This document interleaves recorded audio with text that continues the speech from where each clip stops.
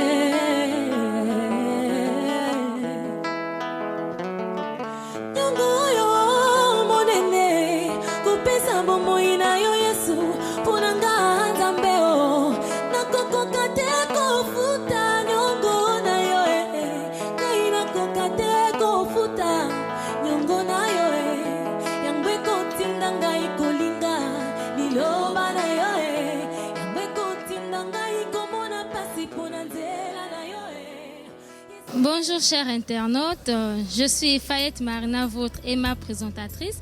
Bienvenue dans notre émission de ce jour HLC. Comme vous pouvez le remarquer, je suis en compagnie d'un homme de Dieu qui n'est autre que l'ancien Poitiers Corentin de l'Assemblée des élus. Bonjour ancien. Bonjour Marina. Nous sommes là parce qu'il y a eu un grand événement dans cette église, oui. Un séminaire dont le thème a été la psychologie d'une vision prophétique. Est-ce que vous pouvez vous présenter d'abord à notre audience s'il vous plaît? Merci mademoiselle Marina. Je suis donc ancien Poitiers Corentin de l'église des élus. J'évolue dans cette église depuis très longtemps et par la protection de notre Seigneur Jésus-Christ, j'ai été donc celui-là qui a été au soutien donc de ce grand événement qui est ce séminaire qui sur le thème la psychologie d'une vision prophétique. Merci beaucoup ancien Corentin. Donc ancien, qu'est-ce que vous avez eu à retenir pendant tous ces jours?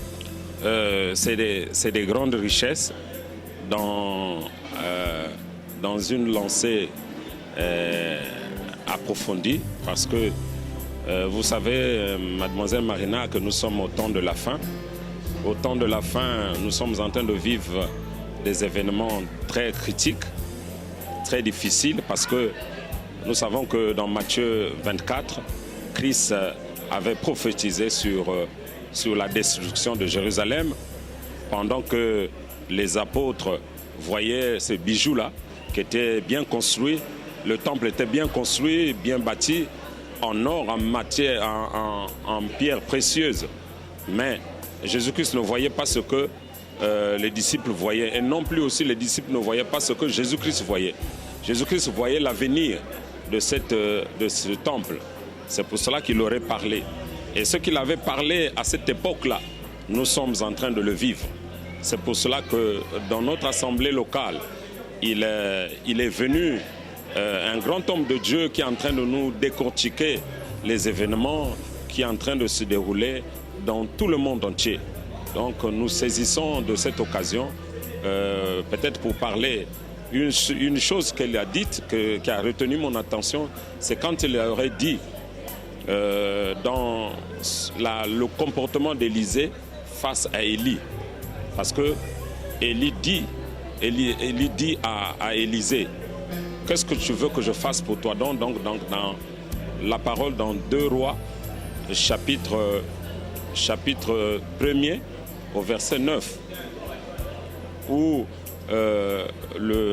Élisée demande une double ponction de la vision d'Élie. Et Élie lui dit, si tu seras avec moi, tu vas le vivre et tu l'auras. Et il nous a dit, pour que tu ressembles à un homme de Dieu, ou que tu parles comme un grand homme de Dieu, il faut que tu te rapproches de lui. Pour que tu sois comme lui, il faut d'abord l'atteindre. Et quand tu l'atteindras, tu pourras le dépasser. Parce que Élisée a vu ce que Élie faisait, ce que Élie avait comme richesse. Il s'est dit, si je dois le ressembler, si je dois être comme lui, il faut que j'atteigne d'abord, je demande le double. Et quand je demanderai le double, je serai à la hauteur de travailler comme lui. Vous savez, excusez-moi, je suis un instrumentiste, je suis un technicien dans la production. On nous parle pour extraire l'or, pour extraire le pétrole dans un puits. Et la capacité qui reçoit le puits, qui reçoit donc la production de ce puits, le pétrole qui sortira de ce puits, a une pression. Et cette pression-là doit vaincre donc la pression de la capacité qui va recevoir ce produit pour que ce produit-là rentre. Or, si la pression du puits est inférieure, c'est difficile que le produit-là rentre dans la capacité si la pression de la capacité est supérieure. Donc, il faut donc que le puits doit vaincre le produit et vaincre la pression pour que la pression-là, pour que le produit rentre. Donc, pour que le pétrole rentre dans une capacité, parce que cette capacité est le traitement. Il faut traiter le pétrole. Le pétrole, on va extraire donc le gaz, on va extraire l'eau et il restera donc le brut qu'on appelle brut qui est acheminé dans le stockage.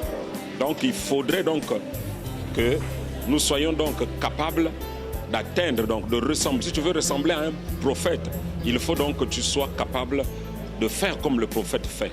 Mais il faut d'abord que tu l'atteignes, que tu atteignes le niveau qu'il a pour que tu le dépasses. Et quand tu le dépasseras, ça serait tout juste pour faire ce que lui fait. Donc voilà un peu ce que j'ai retenu. Donc on doit avoir un esprit grand. Quand on a un esprit grand, tu vas aussi te comporter en grand. Et quand tu te comportes en grand, tu verras que Dieu va travailler en toi. Merci beaucoup, ancien Corentin. C'est fut une grâce pour nous d'être en votre compagnie aujourd'hui. Donc, nous sommes à la fin de notre émission. Merci d'avoir accepté notre invitation. Voilà donc, chers internautes, c'est par là que s'achève notre émission. Pour rappel, c'était l'ancien Poitiers Corentin de l'Église des Élus. Au micro, Fayette Marina, à la prise de vue, Chris Bacala, au son, Gerno et enfin à la réalisation, Hermès Lepro. Merci de nous avoir suivis. On se dit donc à très bientôt.